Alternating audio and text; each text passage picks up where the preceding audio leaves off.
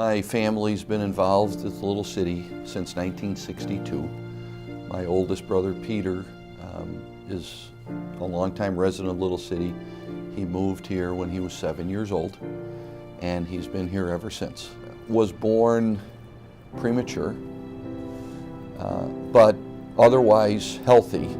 My parents brought him here. At the time, it was 56 acres of farmland and one home at the front of the campus. Without Little City, Peter would not, I'm confident Peter would not have had the quality of life and the ability to be safe, secure, and to expand his limits. I'm not sure he would still be around. Because of Little City, not only has survived, but he's thrived.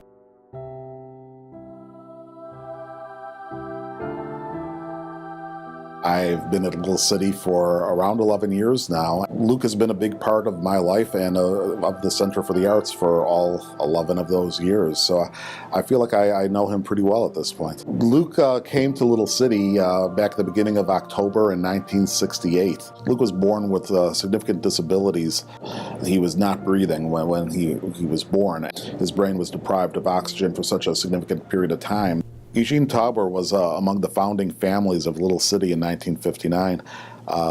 At that time, Luke was around 13 years old, and apparently not ready to go to Little City yet. But Eugene was planning ahead, knew that Luke would need a place that would take care of him and enrich his life when they were gone, and that place was Little City.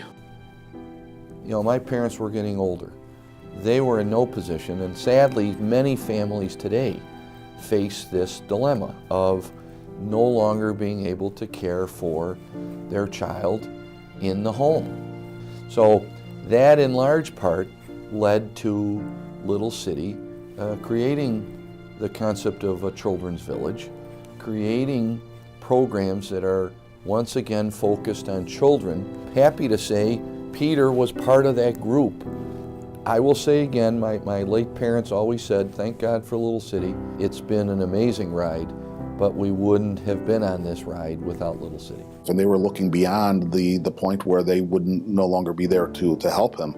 They wanted to establish things in his life that would last and continue to create a better quality of life for him. And here he is still doing that today. That they wanted to make sure that Luke would have something in his life. Luke's greater family is in Little City, and there's so many people that have known him for so long. He's been here for 50 years. 50 years. So many people have grown to know him, and he's made an impact on so many people that it's his family now. When some of the last conversations I had with my dad last year was about taking care of Peter, taking care of Little City, and never ever letting up.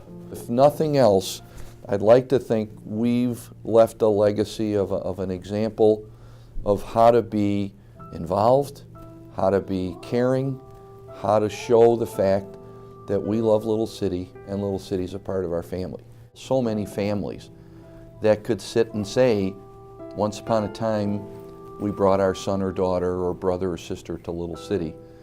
And just like a good movie, you fast forward and here you are to this day. I'm just hopeful that he can continue to do things that are meaningful for him and to stay engaged and to maintain the relationships that he has established and to be happy. And we're so thankful, and it really wouldn't have happened at all without the support of not just family members, but complete strangers, donors who saw the value of Little City's mission, saw the work that we were doing, saw the struggle at times, and stepped up and helped. He's gone from practically a child to a senior, and Little City has been there for him every step of the way, providing everything he could need in the best way possible. I think that they've been an innovator throughout our history here at Little City. We've been doing things the best possible way, and I see that continuing.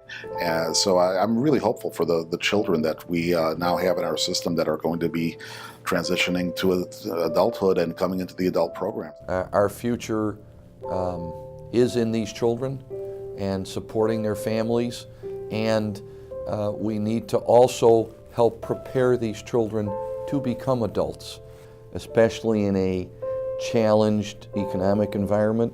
And we have this wonderful new area called the Duffy Children's Village, evolving to meet the needs not just of today's children with special needs, but adults and 5 and 10 years down the line.